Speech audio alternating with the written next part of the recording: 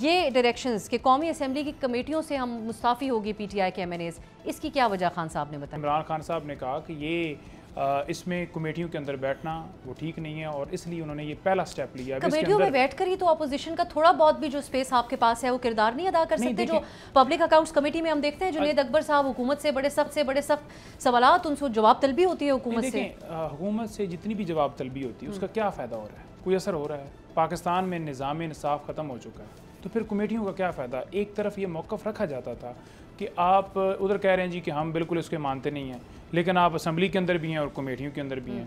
तो पहला स्टेप इमरान खान ने आज कर दिया है और उन्होंने खुद बात करते हुए कहा कि ये पहला है। नंबर 2, उन्होंने ये कहा है कि जो ऑपरेशंस वहाँ हो रहे हैं केपी के अंदर, मैं बिल्कुल उसकी मुखालफत करता हूँ। ऑपरेशंस कोई भी जो हैं वो आवाम की तायीद के बगैर नहीं कामयाब हो सकते। सब्सक्राइब करें और बेल दबाएं ताकि कोई खबर रह न जाए।